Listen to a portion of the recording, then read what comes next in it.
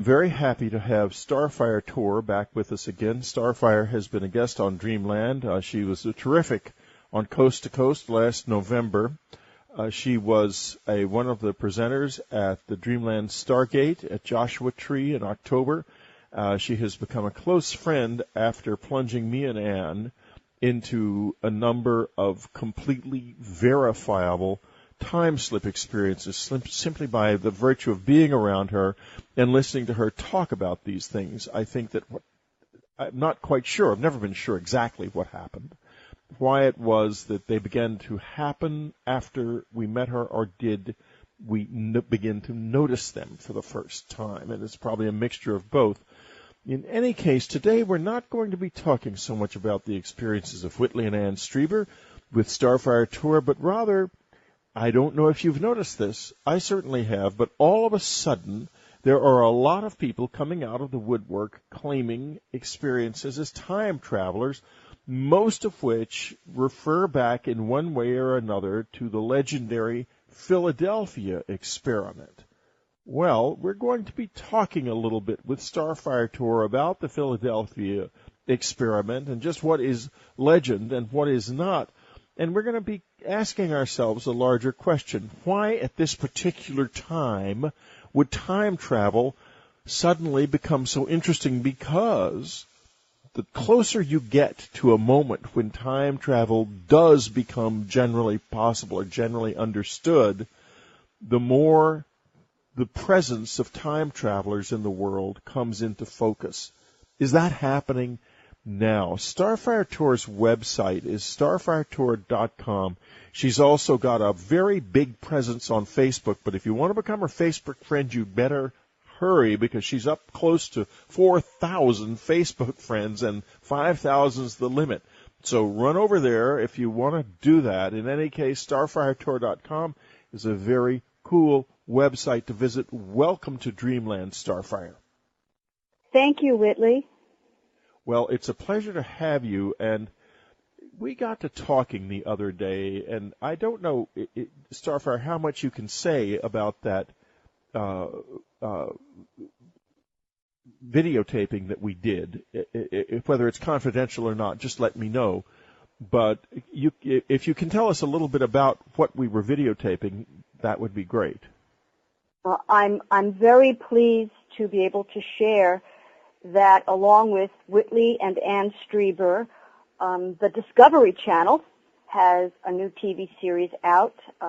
It's about time travel and time shifts and time slips. And in one of their episodes, they are featuring the Magic Castle time slip experience that Whitley and Anne Strieber and I had, and that Brandon Scott helped me to investigate. So if you go to my website, you'll be able to not only read the field investigation of the Magic Castle time slip and Whitley and Anne's original 2006 reports on it, but you'll now be able to see photographs from the Discovery Channel shoot. So have fun.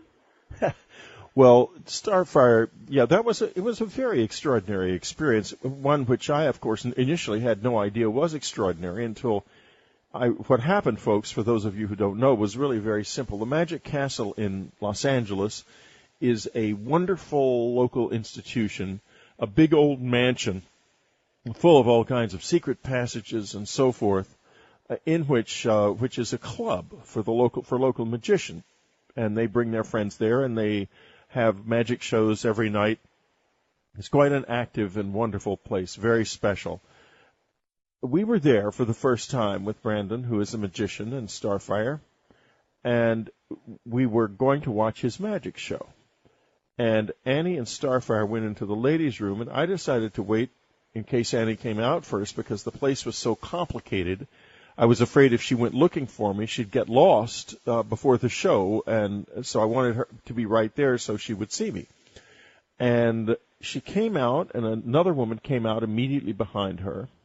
A few seconds later, Starfire came out, and Annie was perplexed at the presence of this other woman, and I wasn't, because I didn't know that there hadn't been anybody else in this tiny ladies' room except the two of them. And this woman seemed to have kind of appeared out of nowhere.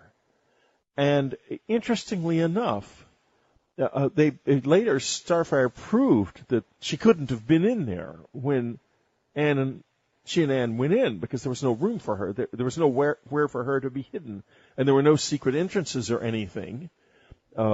So then it was one of these strange time slips. And Starfire, I saw another one that I sent you a video of, and I'll put a link up to this video on the Dreamland homepage during the interview, so folks, you can look at it too.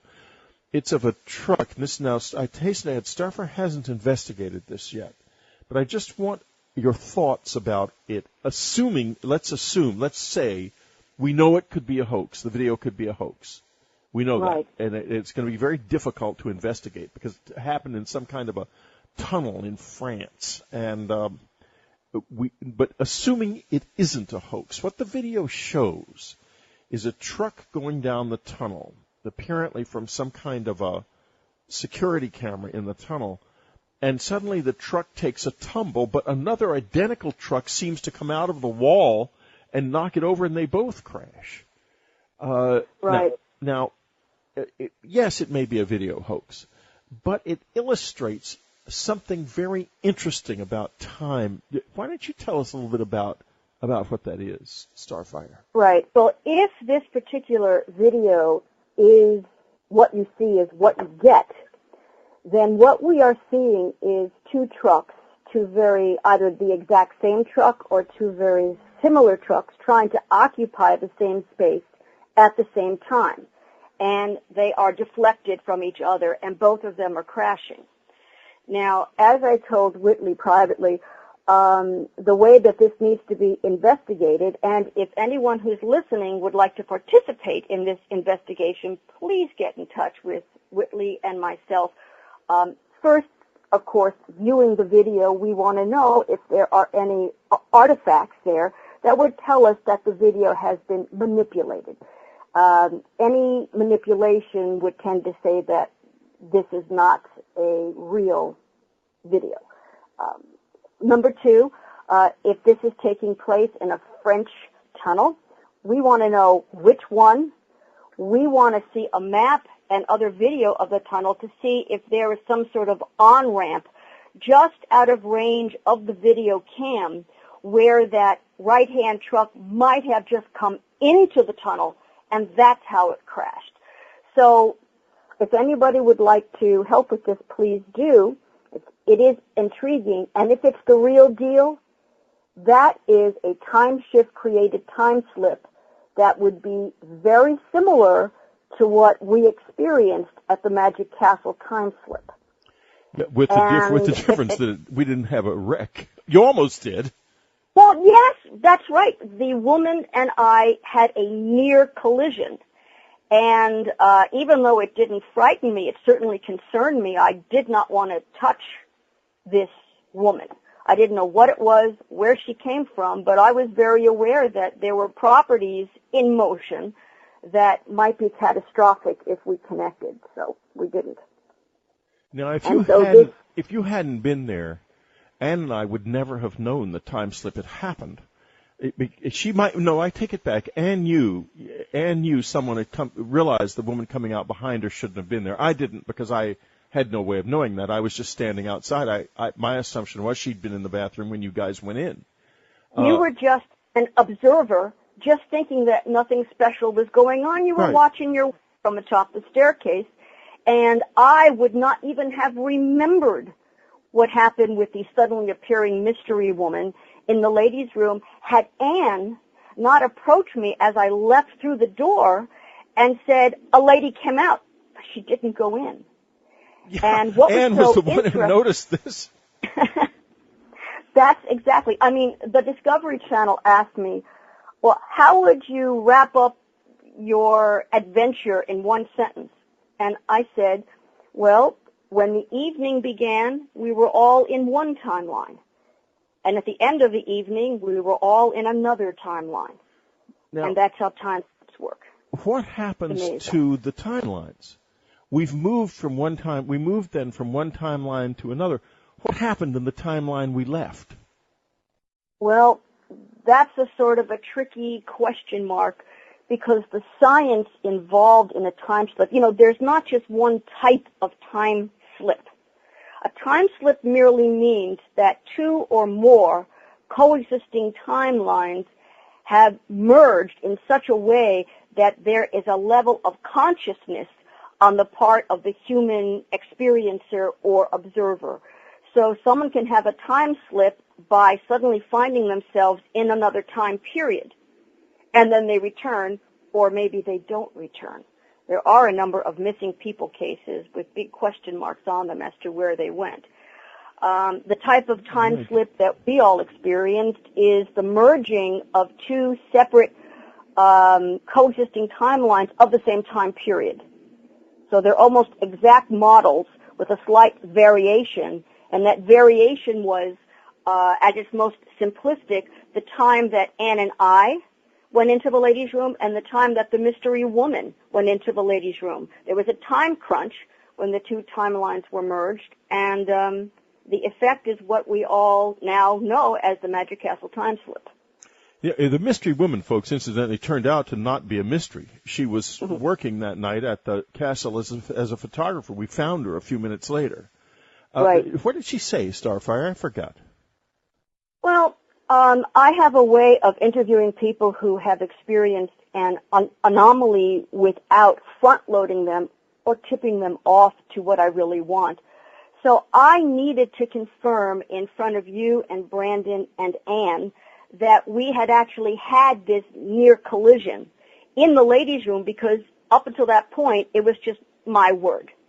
And all we knew was that a lady had come out right after Anne, but before me, and she was not witnessed going in. And by the way, that ladies' room door has a type of a hinge on it that it inches its way closed very slowly. So even if Anne, who was standing guard at that door, had somehow blinked or missed the woman going in, she would have seen the door was ajar for quite some time, and probably the lady standing within, and none of that ever happened. Well, we were talking outside the ladies' room for a few minutes before you guys even went in, and there was no evidence of anyone. I mean, if she had been in there for a while, if she was already in there, which she could not have been, she was not. as we discovered. Starfire will be back in just a moment.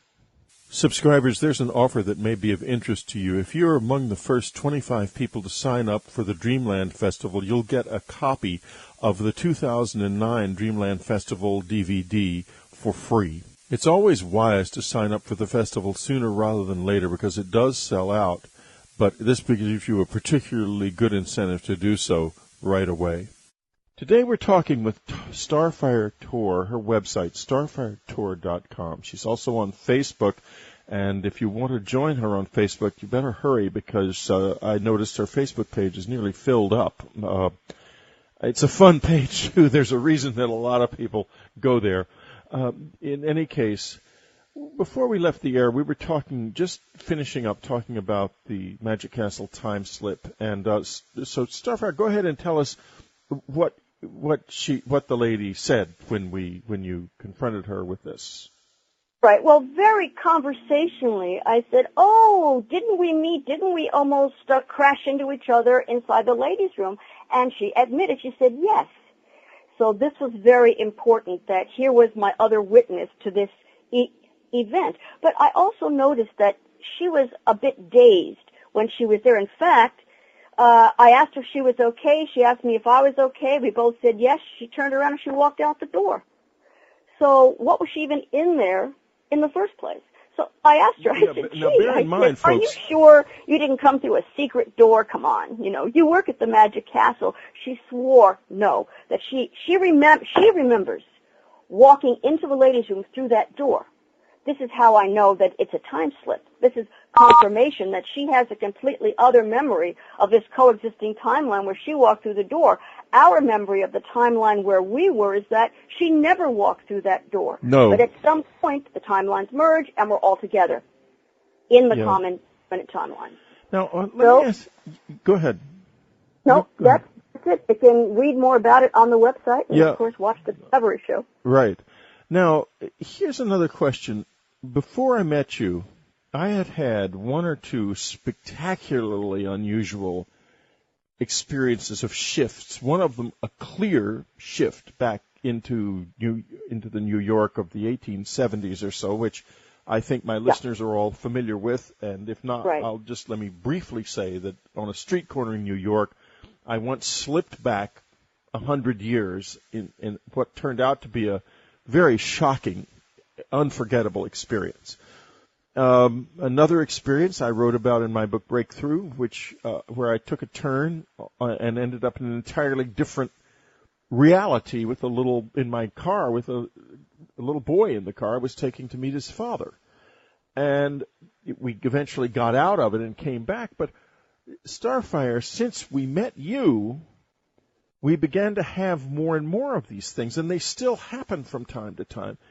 Is it that something is changing, or are we just noticing it because we know now what they are? What's going on? Well, first, I believe that you are someone who slips in and out of various coexisting timelines because that's how you function. It's all about consciousness and brain, and now this could have begun with your experiences with the visitors way, way back when. Or even before that, probably as a child.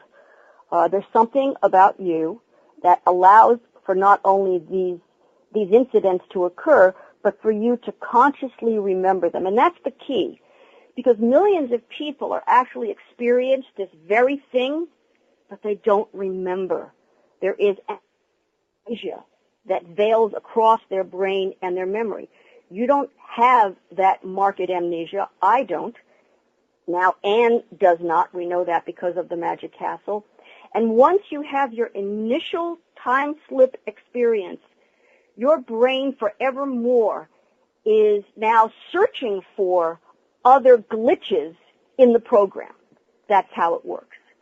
So when people who are mutual time slip experiencers get together, like we are, you are bound to have, sooner or later, a group experience, individually or all together, where these time slips occur. And that is exactly what happened. Now, around me, my friends will tell you that they just spend a little bit of time with me and they begin to have these experiences too, whether or not they're with me or not. So this is something that I privately investigate. Interesting virus. Now, you have mentioned earlier in the show some cases where people have disappeared apparently in connection with this, which I can well believe. I can well believe it for two very specific reasons from personal experience. First, when I went back in time in New York on that street corner in Lower Manhattan that day in March of 1983, I realized after a few seconds what had happened, and I was absolutely fascinated. And I leaned down. There was a piece of newspaper in the gutter in front of me. And I leaned down and started to pick it up. And as I made the motion of feeling like cold water going through my skin and through my organs of my body was very noticeable and extraordinarily disturbing and strange. But there came with it a loneliness so profound. It was like I thought, if I feel like this for another few seconds, I'm going to go psychotic. It was that powerful. And I just stopped. And something in me said, you touch that paper, you will stay here forever. Right. And Starfire, you're saying to us that sometimes people do stay there forever. Is that true? That is my theory. I would have to actually go with them and to notate that they're there and they never came back by being able to go there and come back myself. There are just a number of cases that I've investigated over the years, and both historical as well, where there are a number of missing persons, missing legions of soldiers, missing squadrons, missing animals, missing homes. In other words, an entire home will just vanish. a piece of a property will just vanish. These are anomalies which I investigate, and always around these cases are paranormal activity. There is poltergeist activity, which is objects that come and go without there being a clear reason for it. So my theory is that with all of the anecdotal stories that we have, like the one you're telling, of people who suddenly find themselves in coexisting timelines and then they come back, there would have to be also people who have gone but did not come back.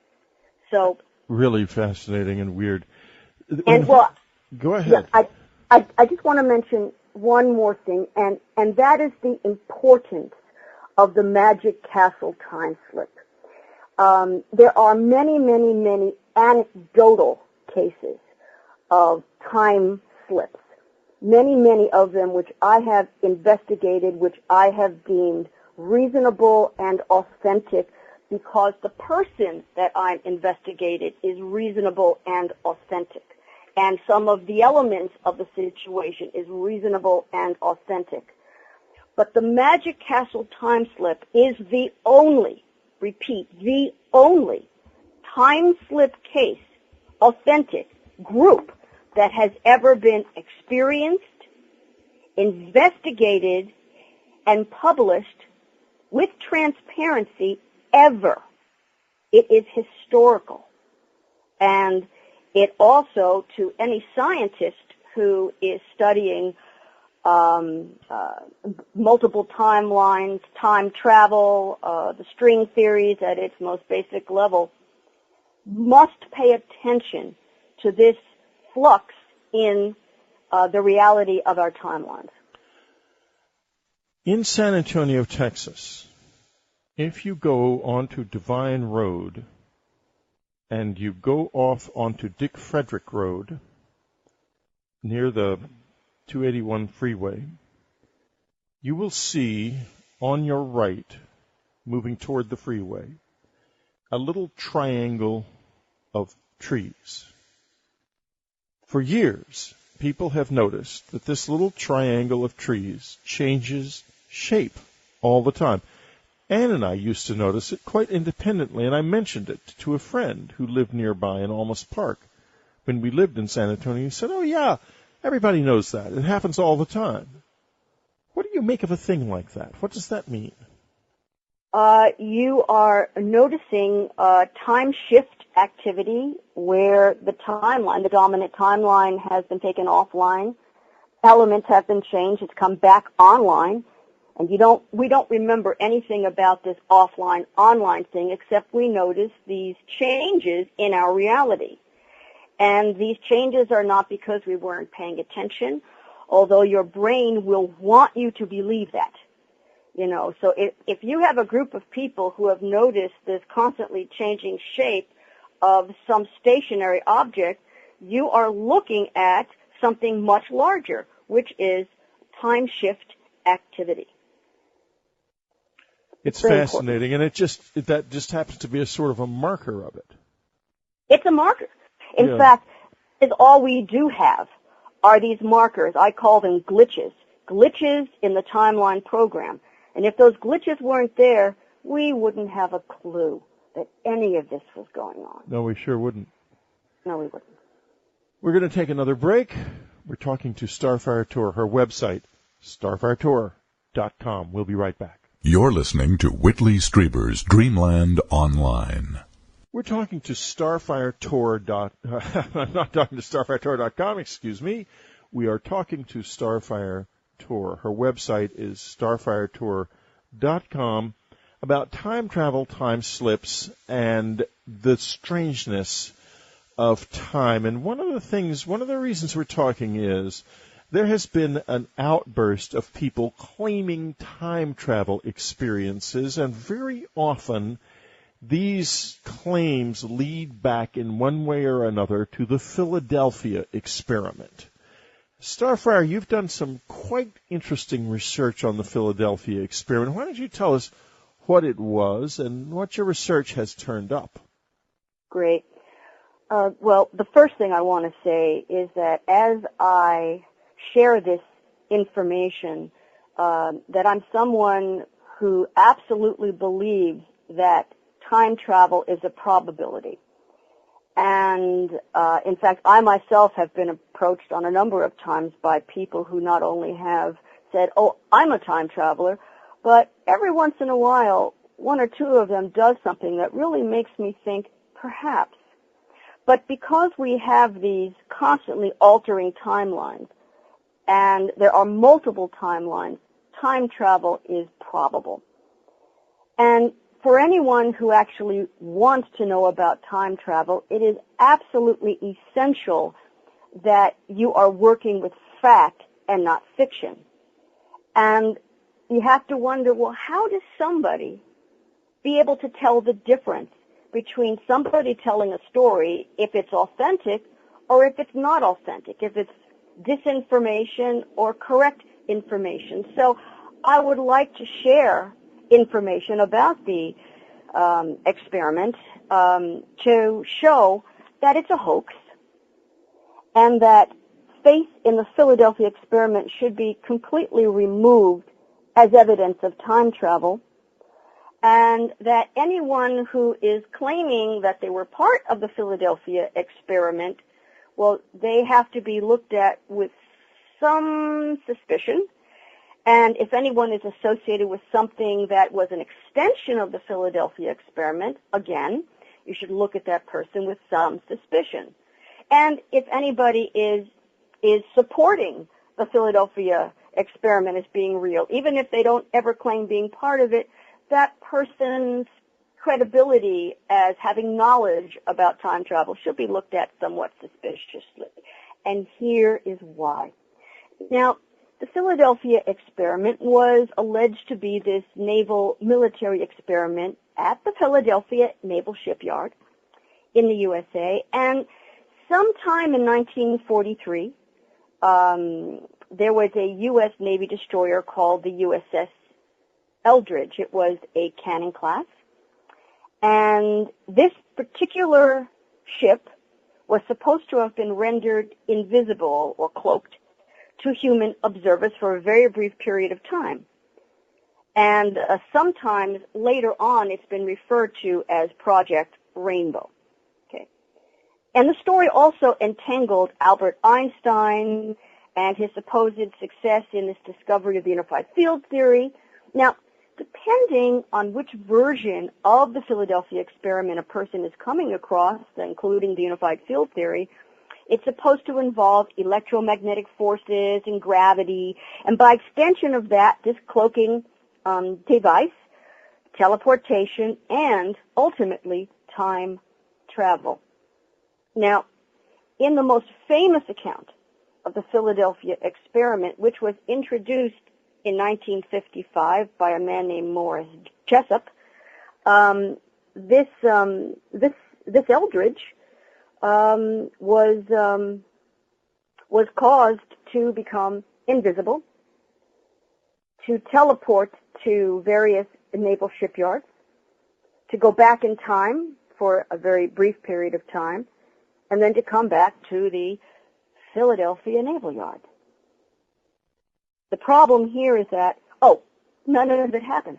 Oh, and I might want to add that there was a crew supposedly aboard this ill-fated ship, and the crew either was nauseous or they would vanish out of thin air, even when they were off of the boat, and some of them, so the claim goes, was even embedded into the bulkhead. Now, in 1955, Morris Jessup, who was an amateur astronomer, he published a book called The Case for the UFO, and it was a book about unidentified flying objects, and in this he postulated that if Albert Einstein could get a really good handle on his unified field theory, then we could explain the propulsion of UFOs. Now, UFOs at this time were actually in the news. You could just go back to Kenneth Arnold in June of 1947 and the UFOs that he reported. You could go back to Roswell in July of 1947. You can go to the UFO flap over Washington, D.C. in 1952. So UFOs were actually had the imagination of the public. So when this man published his case for the UFO, it was popular.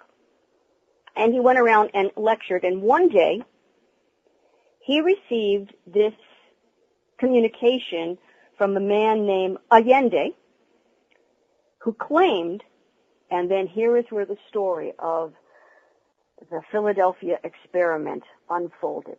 Right then, right there, not one moment before 1955. Okay, keep that in mind. Now, how can anyone know whether any of this is true? So many people have come along afterward and said they were part of it. They know everything about it. They've explained the science. Movies were made about it. It's referred to in TV shows and TV series and documentaries. Well, that's all well and fine. And by the way, I myself was very intrigued by it, very drawn to it. But I had to know. I research time travel. I research time shifts and time slips. And I have to know, can I rely on the Philadelphia experiment as proof of what the United States is up to in the military with time travel and teleportation? So what would I do? I decided I was going to find out what became of the USS Eldridge. If I could track that boat, maybe I could find some proof of what it had been up to. And what I discovered about the Eldridge, the DE-173, was that it was commissioned in 1943. It was in New York, never ever was in Philadelphia in 1943. And when it was decommissioned, along with 3 other sister ships, it was transferred over to the country of Greece. On my website, I have the documents and the photographs from 1951 of the Eldridge going into the Greek Navy. Now remember, the very first we ever heard about the Philadelphia experiment was 1955. So I have documents from 1951. So the question here is, common sense, would the Eldridge have been sent off to a foreign country if it was ever involved in what was claimed the Philadelphia experiment was? And common sense tells you no. If the Eldridge had been involved in teleporting, in the crew being embedded into the bulkhead, would this ship ever have left the property, the hands, the ownership of the United States? And the answer is no. So, the Eldridge, who was transferred to Greece along with the USS Slater, the USS Ebert, and the USS Garfield Thomas, all served in the Greek Navy from 1951 to either 1991 or 1992. And the Eldridge, in fact, was decommissioned from the Greek Navy in 1992 and went for scrap. It was actually sold in 1999 for scrap to a company. You can find out all this information on my website. But what about Project Rainbow, that so many claim was the secret name of the Philadelphia experiment? Well, if there's no Philadelphia experiment, there's no Project Rainbow. There were rainbow projects in the military. In fact, the plans during World War II, there was a Project Rainbow, but it had nothing to do with time travel.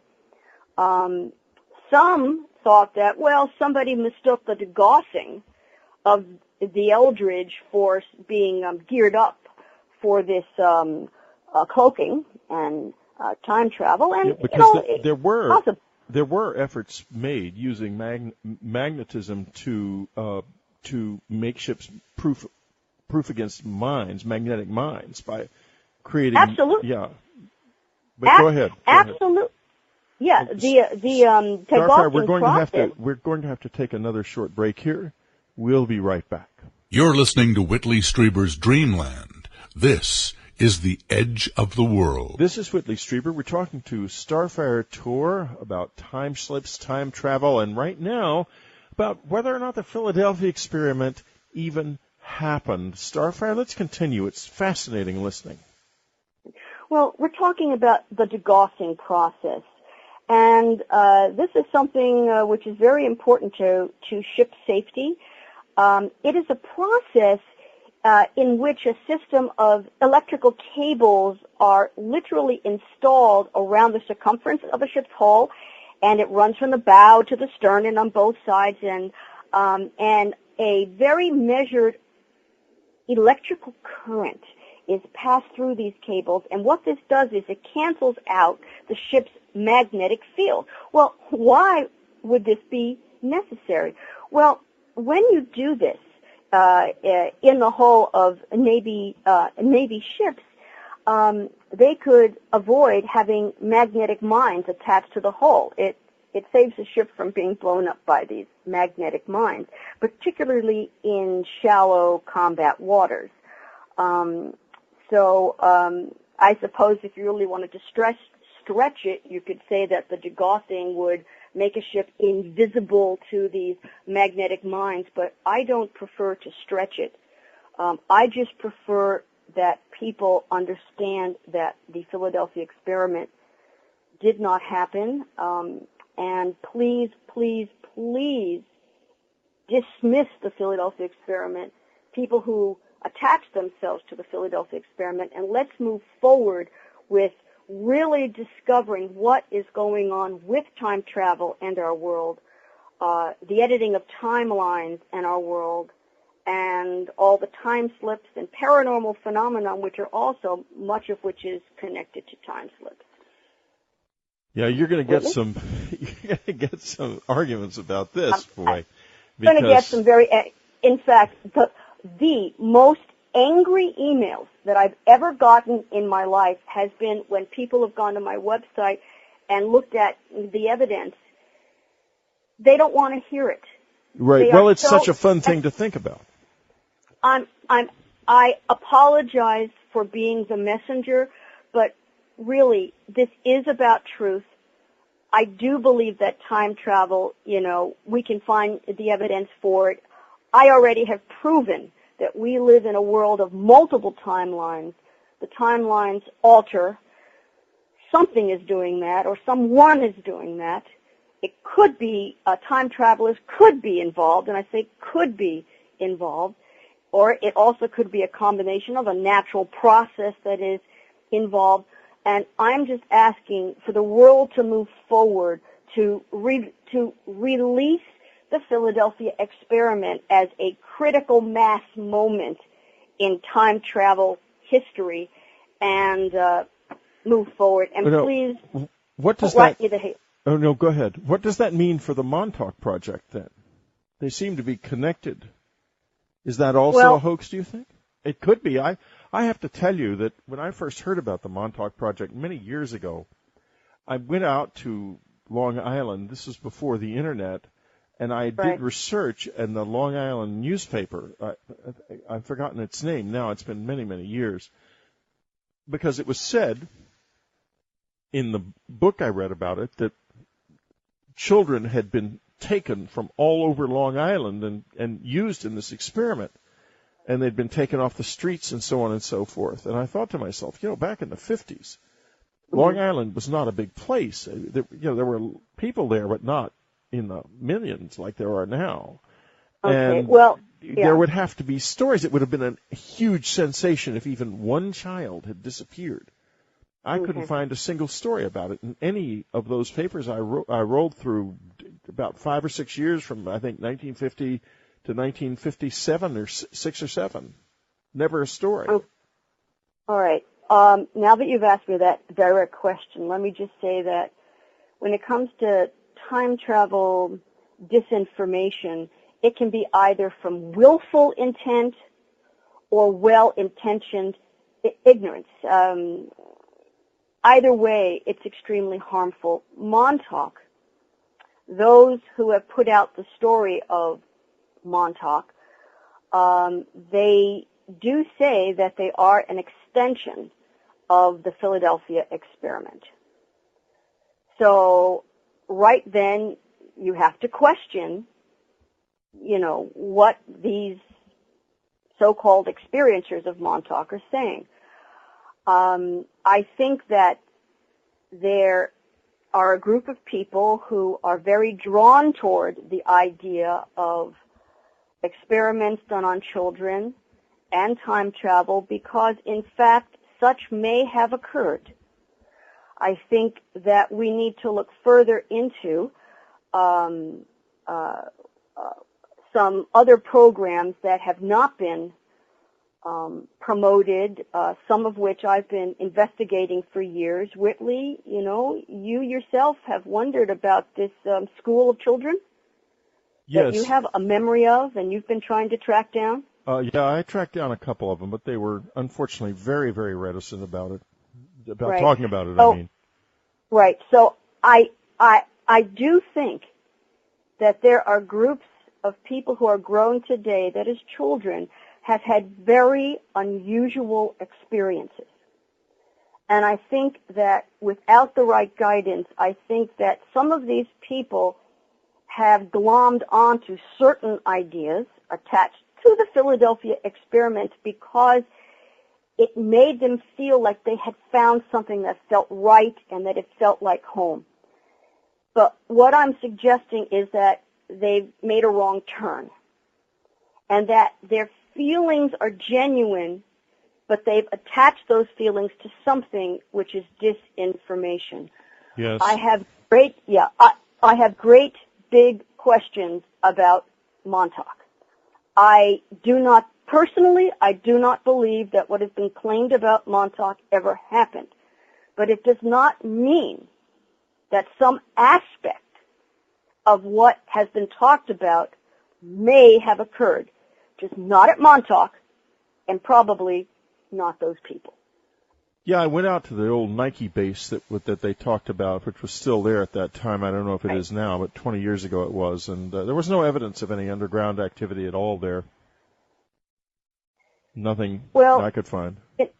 Right. I mean, there are many excuses that could be made for why it's not there now, but people who understand the military a little more and how the bases work would understand that nothing like that ever, not only was it not done at Montauk would not have been chosen. And there are great reasons why that is. And there are many other time travel, claims, and I'm just asking people to revisit these claims. How many of them attach themselves to the Philadelphia experiment? And please revisit. Don't give up your attraction toward time travel, your attraction to multiple timelines. Stay with that. But if you get rid of the Philadelphia experiment and understand why it was you were so attracted to it, then you can move forward with genuine and authentic information. Which gets me to my next question, Starfire. Have you ever met a time traveler? It's possible. Naturally, in my line of research, I certainly get a lot of contact from people who claim to be time travelers, and I have a lot of people who want to know my opinion of other people who claim to be, but every once in a while I have met someone who can perform various acts that would have told me that they had information about timelines, future dates that actually came to pass. And that's a person that I would say I want to know more. But to this point, no one has ever approached me. No one has ever contacted me and proven to me beyond a shadow of a doubt that they could physically time travel. Now, I'm not talking about temporal time travel. I'm talking about physically can control by some means or another, can move from coexisting timeline to coexisting timeline, whether it's our perceived future, same timeline, or the past. But I would love to meet that person. I invite any authentic time traveler to contact me. How would you tell if they were authentic or not? I have a criteria which I will not publicly share, but I have a criteria that I have developed that if they can fulfill this criteria, I will know that they are authentic.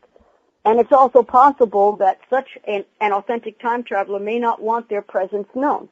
I'll understand, and I will remain silent. But here is something that I also want people to know, and here is my philosophy. At some time in the past, present, or future, in some coexisting timeline, time travel was most likely perfected. Therefore, we either have time travelers here now, or they have been here and will be here again. That's just common sense. Last question. So, you said just a moment ago that under certain circumstances you would, if you knew about a time traveler and were asked to remain silent, you would remain silent. Are you remaining silent now about anything? I'm not. You're not. I'm being okay. very honest. In other words, you're not concealing from us. No. Okay.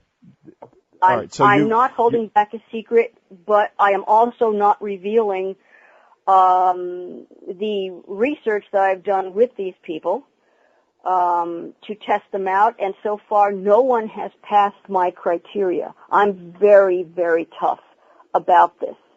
Yeah, I definitely wouldn't want to make a false claim in your court. I know you too well. Now I can make mistakes. Of course, everyone can. But anytime if in my research I've been wrong, I will come right out and say I now have more information about such and such, and I am changing my opinion. But so far, no. Starfire Tor's nothing website. On the Philadelphia Go ahead. Nothing on anything that any supposed time travelers told me, and nothing about any publicly claimed time traveler that I would be excited about. So none of the people who have come forward recently with public claims feel authentic to you? None of them pass my criteria, and basically, particularly on what the adventures that they share, this in no way passes authentic criteria. I'm just not going to mention names. I don't of course think not. Fair. I don't think that's fair. There have been a number of them lately. It's been kind of strange that, we've interviewed a couple of people, and there have been many other interview requests for people claiming to be time travelers, which is odd. I mean, what's odd about it is that before a year ago or 6 months ago, you never had any. Now they're there all of a sudden. Well, I want to give those public proclaimers the opportunity to prove themselves. So that's why I don't want to make pronouncements, but I would very much like it if authentic time travelers, experiencers, or the actual people who can traverse time, the people who can do it in whatever fashion they can do it. I want them to come to me. I think they can see that I'm someone who would appreciate and understand, and I hope that I can talk them into revealing themselves. And I'll tell you right now, Whitley, you would be the person that I would talk to, and it would be your show that I would announce this on. Well, it would be very exciting. Let's hope it happens. Well, you know what? We are putting it out there. This is the challenge. And it's being broadcast. And that means that it can be picked up in a number of multiple timelines. It can be picked up in space, I'm assuming, at some point in time. So the challenge is out there. I can understand, I can appreciate, I can protect. But I also think that the time has come to tell the truth. And, I am someone in my investigation of time shifts in the core matrix, I already know that there is no grandfather paradox. So I already know that somebody's saying to me, well, they can't come and talk to you because they're going to change the timeline. I already know that the science works in a whole other way. So that can't be pulled on me. A time traveler can absolutely come to me, can appear immediately, show me the science, take me there, prove it, and it's not going to mess up anything in our world because that's already happened. That's already out of the box. The horse has left the barn. Our world is so interwoven with the editing of timelines that our world is, I would say, a timeline myth. And on that note, if you want to make real sense of this, go to starfiretor.com. Go to her Facebook page. Get involved. The more you are involved, the more you notice time slips. And I can tell you from my own experience, they are quite real. Starfire Tor, thank you very much for being with us on Dreamland. This is Whitley Strieber's Dreamland. Next up, Linda Moulton Howe. One reporter who loves mysteries is radio's leading science journalist, Linda Moulton Howe. She's an Emmy Award-winning TV producer, documentary filmmaker, and the reporter and editor for EarthFiles.com, the Internet's most respected edge science website. Today, she has a report for us on a remarkable event at Vandenberg Air Force Base. Here she is from Albuquerque, Linda Moulton Howe. Thanks a lot, Whitley. I recently received the following email from a Southern California resident who follows my work in Earth Files and on radio. It says, from Steve, in quotes, subject, UFO incident at U.S. Air Force Base, 1969, close encounter of the second kind. And the date of his email is February 25th, 2010. Hello, Linda. I have info on a UFO occurrence at a large Air Force base in Central California while I was on active duty there. If you are interested, let me know. Thanks, Steve, in Southern California. I did call him, and I learned that Steve was born and raised in San Diego, California, where he graduated from high school in 1966 and went right into the U.S. Air Force. After basic training and security police duties, he was first assigned to Kunsan, Korea for 18 months, followed by a tour of duty at Vandenberg Air Force Base near Santa Maria, California, that is northwest of Santa Barbara. That duty began July 1966 to July 1970. Steve told me that since he and several other U.S. Air Force security policemen's encounter with an otherworldly aerial machine, that they all watched emit a blue-green beam down onto a C-5 at Vandenberg. He has never talked to anyone about the experience because at the time in 1969, he was ordered by a United States Air Force Office of Special Investigations colonel, quote, "You did not see anything," close quote. But now at age 60, he says all humans deserve the truth and agreed to talk with me in a recorded phone interview, quote, "because I think overall the people have a right to know more than what the government is just keeping to themselves," close quote. Here now is Steve about Vandenberg Air Force Base, 1969. We got orders over the radio to meet with a incoming C-5 Galaxy transport plane that was due to arrive, I believe it was around 9 o'clock at night at the airbase, and we were to meet up with it to provide additional security for it. For some reason, they assigned the priority of this jet coming in, they considered it a hot cargo. When you get a call that you got a hot cargo coming in, that's something pretty important that they need security for. We saw the plane land. It came up to where it was assigned to be parked on the tarmac. We went over there after the plane secured, and we met up with the onboard security police personnel. They had 4 or 5 security police officers with the plane guarding whatever the cargo was.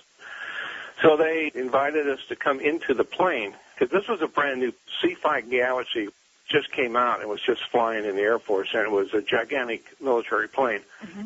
So we went over and went inside, and we looked around, and they showed us a few things, how massive the plane was and what the flight control looked like and so forth.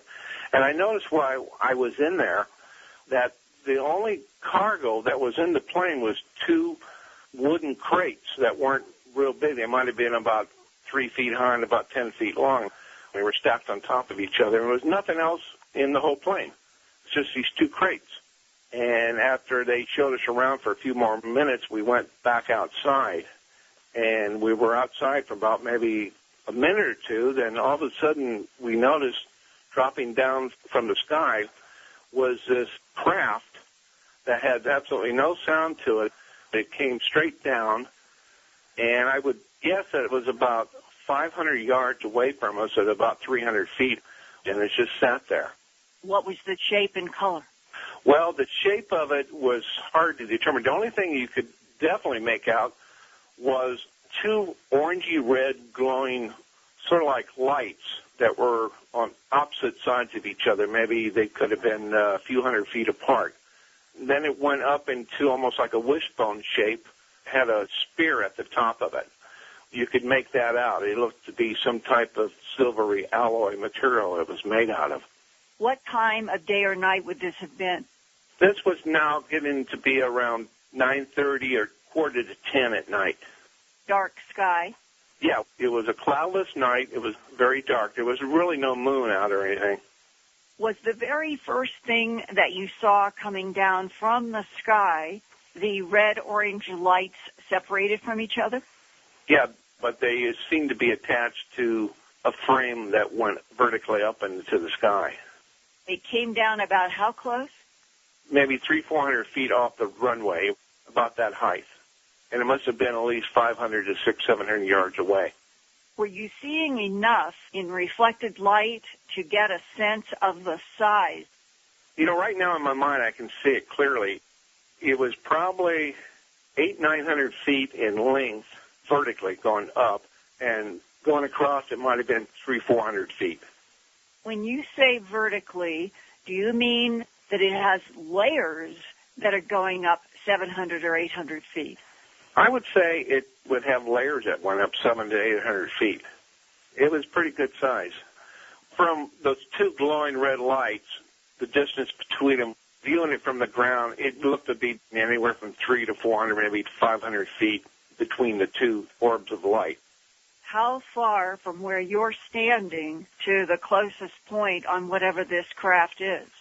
Well, I'm using the main runway. It was situated right over the main runway. And the main runway from the tarmac and the parking area where the jet was a good probably about 1,000 feet from where we were standing right next to the Galaxy.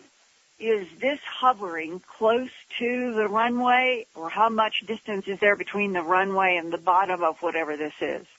Well, it was pretty much over the runway as far as being perpendicular to it. What was the altitude of this big craft right above the runway? I would estimate it at 400 to 500 feet. Okay. How many of you are watching this?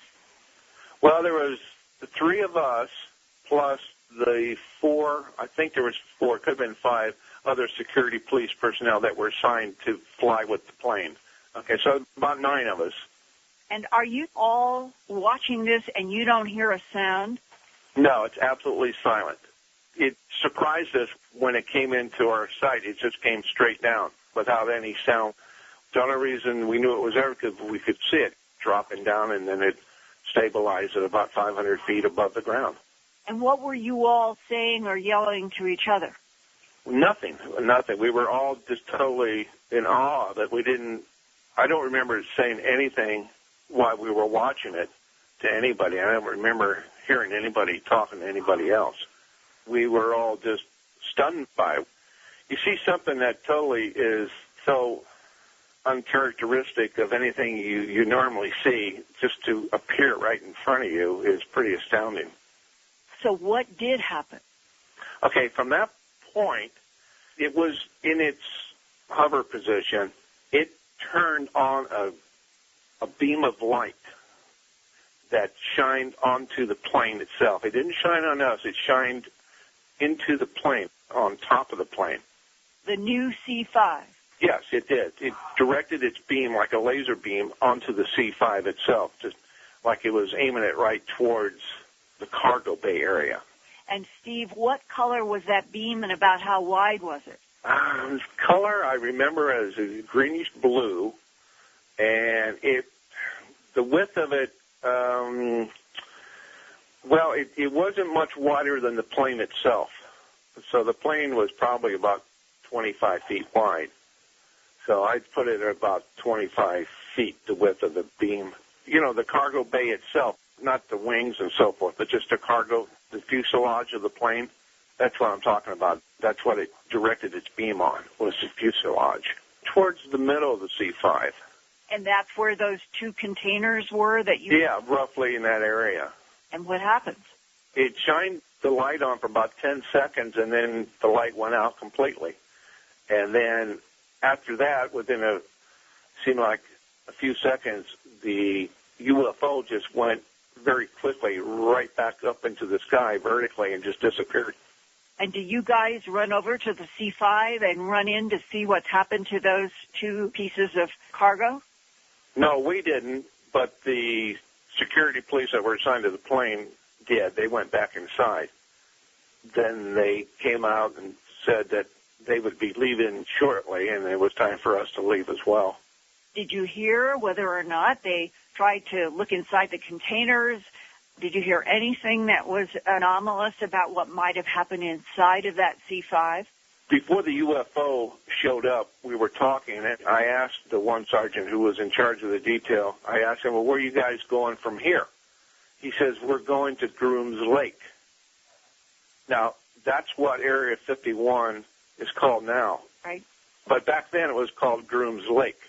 He said, they're going to Grooms Lake. Well, I had no idea where that is. I said, well, where's that? He said, it's somewhere in Nevada. So I do remember him saying that.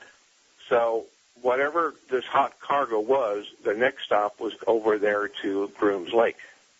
Did anybody ever talk to you, even in rumor, about what was in those containers that the UFO seemed to be so interested in that it put a beam of light down on this new C-5, where you all knew that there were just two containers in there? No, nobody ever told me anything about what the contents were. We didn't have a need to know, for one thing. We were there only to provide a little additional security while the plane was on the ground. But when all this was over, we went back to our headquarters because it was another 40 minutes or so before we would get off duty and another crew was to come on and take over. We reported the incident to our flight sergeant, who was a master sergeant. He took notes. That was it for the night, so we left and we got off duty. Well, the next day, I was on duty again from 4 to 12, but I was on a different assignment. I was working entry control point at one of the base entry points. And after I was on duty for about 2 hours, a Air Force staff car came up to where I was working the gate, and this person got out dressed in a civilian suit and came over and showed me his identification. He was a colonel from the OSI, which is Office of Special Investigation, and he's in plain clothes. And he said, are you such and such? I said, yes, I am. I said, do you want to know about the UFO incident? And he just said, you didn't see anything. To make sure I understood, he said, you didn't see anything, did you? I said, no, sir, I didn't. So he turned around and he left. And that's the last I ever had any incident with this UFO sighting. Did you talk with any of your buddies or anybody else off the record about that conversation and about what in the world was this huge thing that came into the C-5? The other two guys that were with me, I never saw them again. I don't ever remember talking to them about what we saw. I don't have any recollection of running into them again. I don't know what happened with them, but I never saw them again. And the fact that the OSI officer, he didn't even want to hear my account, tells me he already knew what transpired. They already know what happened. So he didn't want to hear anything I had to say. He just wanted to make sure I didn't want to repeat it to anybody. And this separation of people who have had encounters in a military context with something that would fall into the category of UFOs, yeah, it is almost like standard operating procedure. Separate those eyewitnesses around the world, send them to separate bases so they won't compare notes. Yeah, that's what I thought. I thought they must have been reassigned somewhere else rather quickly. Or maybe they didn't want to cooperate with the OSI. But being a very young person at the time, and this was a colonel from the OSI giving you a direct order, I wasn't about to tell him, no, I want to talk about it. I went along with the program at the time. If you had said to the colonel from the Air Force Office of Special Investigations, sir, why are you telling me that I didn't see what I saw? What do you think would have happened? Oh, I would have probably been disciplined, if not given a discharge. They made it very clear that if you don't cooperate, you're going to be dealt with severely. That was my impression. From, it isn't too often that you get a colonel to come to see you from OSI. I mean, they have captains and majors as well, but this was the colonel himself from this OSI. And that's the first time I ever dealt with anybody from OSI. I knew they were on the base, but I didn't have any direct contacts with them. So it was to intimidate you to keep your mouth shut. Yeah, basically, that's what it kind of came to. Is you didn't see anything, and if you try to talk, well, it's not going to be too good for you. What residue are you left with in thinking about our government, its policies, the OSI colonel's order that you didn't see what you saw? Well, I have to believe that it was an alien craft of another world. I think it wanted to track or keep an eye on the contents of what was in that plane. It was apparent that it was something that belonged to them, and it was just tracking the plane, and also it was keeping an eye on its hot cargo. It's hot cargo, yeah, basically.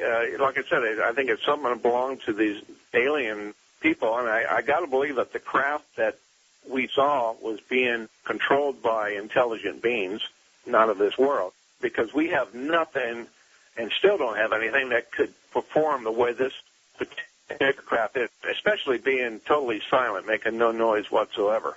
And being so huge. Yeah, it was a pretty good size. The fact that a beam went down and then the C-5 was checked by security and then it went away suggests that something was not removed but was allowed to go to Groom Lake, Area 51. Yeah, it sure seems that way. Or maybe they turned something off or they manipulated something that was in those containers. It's hard to say what the purpose of the beam of light was for. I think overall the people have a right to know more than the government keeping it to themselves. Why do you think a policy of silence by our government and other governments would go on for so long? Well, because they've lied to us for so long, it's almost impossible for them to come out and say they lied to us for 50 years now or even longer.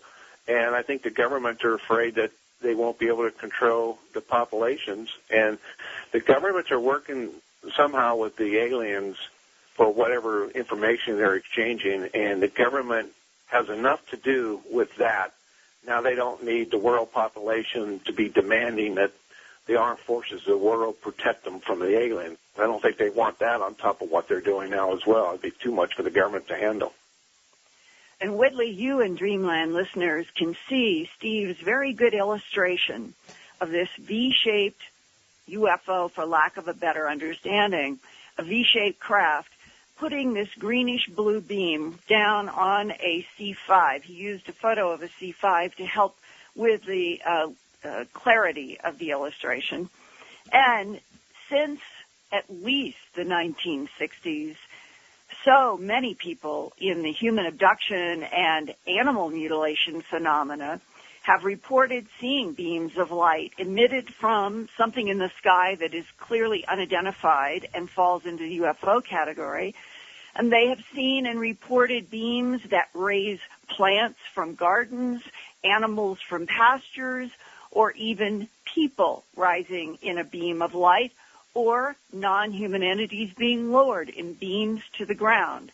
And one of the cases of what appears to be an eyewitness on another military base, this is 1974 at Fort Stewart down in Georgia. I went into great detail on this case in my book, Glimpses of Other Realities, Volume 2, High Strangeness, because I spent a lot of time talking with this man who had been in Vietnam, had been in special forces, had tremendously responsible work in the United States Army, is at Fort Stewart in April of 1974 on the base, and he and his wife in a car see a white light, and it's very bright, and it catches their attention. He does not think it's more than 300 or 400 feet above the ground. And then, this is a quote now from his drawings to me, after the disk remained motionless for approximately 2 to 3 minutes, it shot a blue light beam from under its center. The blue beam slowly descended to the ground like an elevator. Then the top of the beam detached itself from the round object in the sky and also slowly descended to the ground like an elevator. When the top of the blue beam apparently reached the ground, and that is a little confusing because the whole beam now has detached itself from the UFO, so the whole beam is moving to the ground, collapsing on itself in some strange way.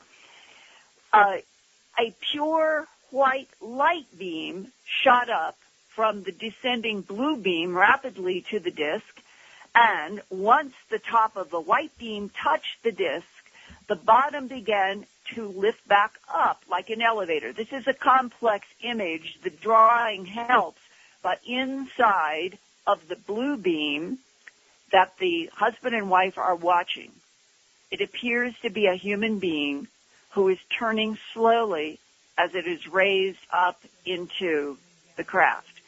Now, this man spent a lot of time trying to report this and find out who at Fort Stewart might know about what was this object, what was the beam, and why did a human appear to be lifted up in this beam, slowly rotating.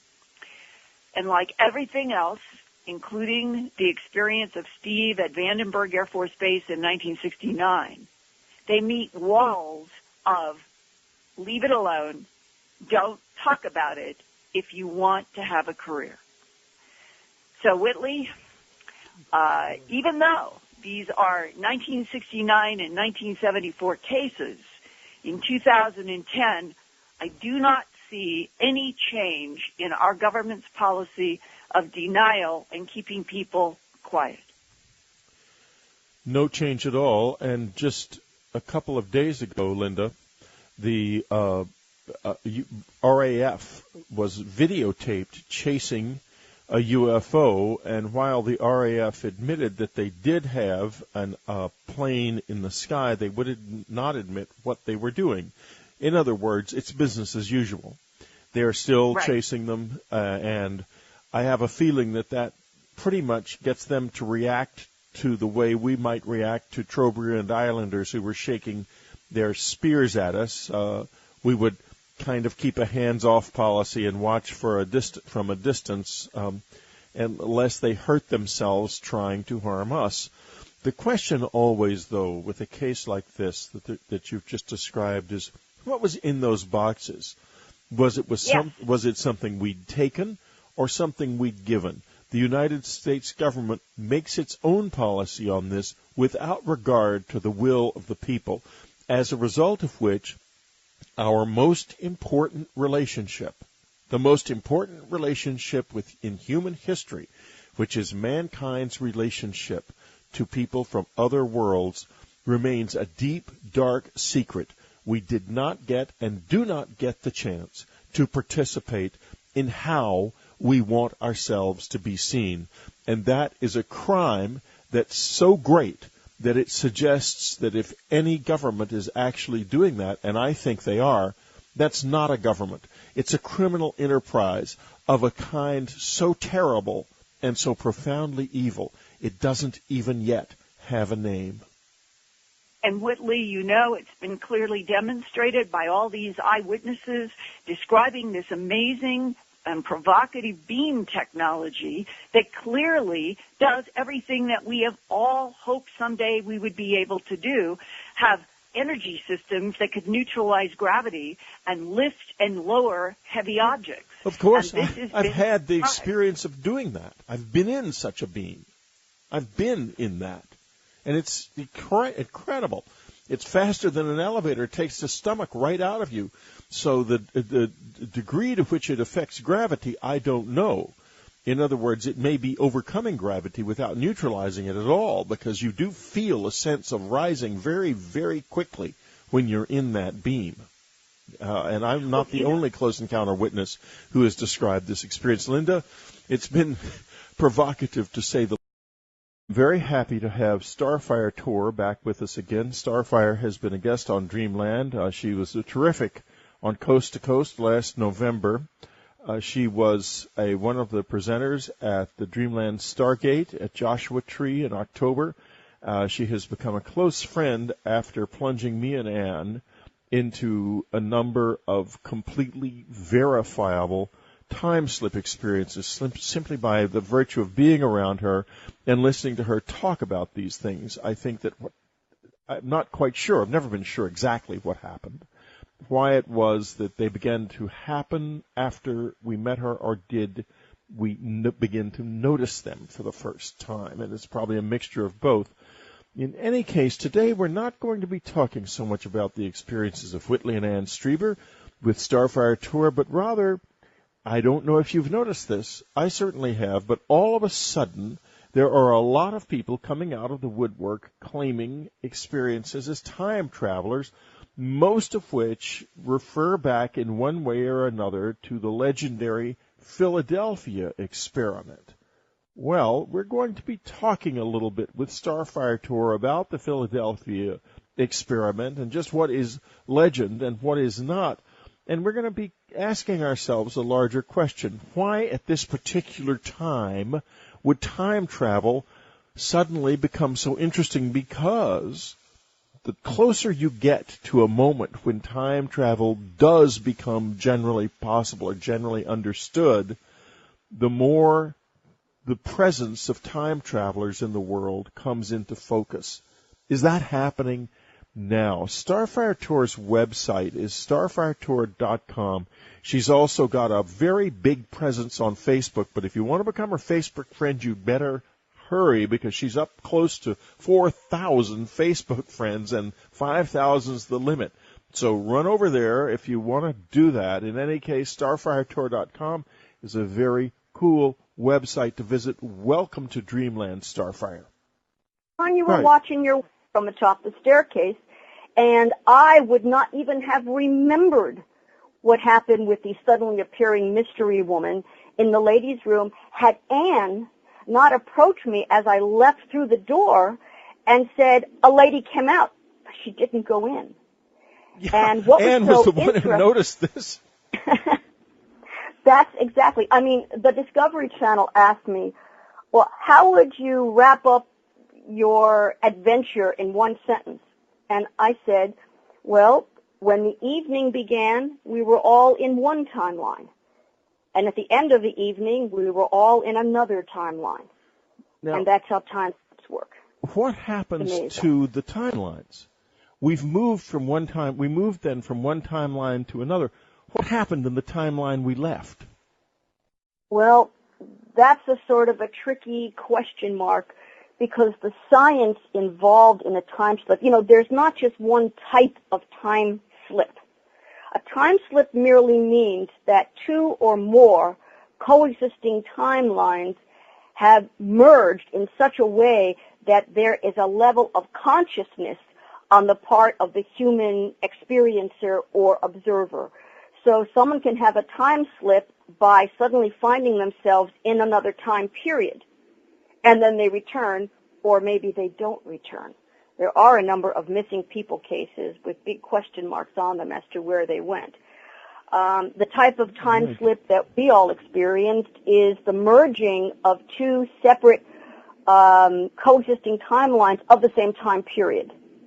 So they're almost exact models with a slight variation, and that variation was, at its most simplistic, the time that Anne and I went into the ladies' room and the time that the mystery woman went into the ladies' room. There was a time crunch when the two timelines were merged, and the effect is what we all now know as the Magic Castle time slip. Yeah, the mystery woman, folks, incidentally, turned out to not be a mystery. She was working that, went looking for me. She'd get lost before the show, and so I wanted her to be right there so she would see me. And she came out, and another woman came out immediately behind her. A few seconds later, Starfire came out, and Annie was perplexed at the presence of this other woman. And I wasn't, because I didn't know that there hadn't been anybody else in this tiny ladies' room except the two of them. And this woman seemed to have kind of appeared out of nowhere. And interestingly enough, later Starfire proved that she couldn't have been in there when she and Anne went in, because there was no room for her. There was nowhere for her to be hidden, and there were no secret entrances or anything. So then it was one of these strange time slips. And Starfire, I saw another one that I sent you a video of, and I'll put a link up to this video on the Dreamland homepage during the interview, so folks, you can look at it too. It's of a truck. This now, I hasten to add, Starfire hasn't investigated this yet, but I just want your thoughts about it. Let's say we know it could be a hoax. The video could be a hoax. We know right. that, and it's going to be very difficult to investigate because it happened in some kind of a tunnel in France. And but assuming it isn't a hoax, what the video shows is a truck going down the tunnel, apparently from some kind of a security camera in the tunnel, and suddenly the truck takes a tumble, but another identical truck seems to come out of the wall and knock it over, and they both crash. Right. Now, yes, it may be a video hoax, but it illustrates something very interesting about time. Why don't you tell us a little bit about what that is, Starfire? Right. Well, if this particular video is what you see is what you get, then what we are seeing is two trucks, either the exact same truck or two very similar trucks trying to occupy the same space at the same time. And they are deflected from each other, and both of them are crashing. Now, as I told Whitley privately, the way that this needs to be investigated, and if anyone who's listening would like to participate in this investigation, please get in touch with Whitley and myself. First, of course, viewing the video, we want to know if there are any artifacts there that would tell us that the video has been manipulated. Any manipulation would tend to say that this is not a real video. Number two, if this is taking place in a French tunnel, we want to know which one. We want to see a map and other video of the tunnel to see if there is some sort of on-ramp just out of range of the video cam where that right-hand truck might have just come into the tunnel, and that's how it crashed. So if anybody would like to help with this, please do. It is intriguing, and if it's the real deal, that is a time shift created time slip that would be very similar to what we experienced at the Magic Castle time slip.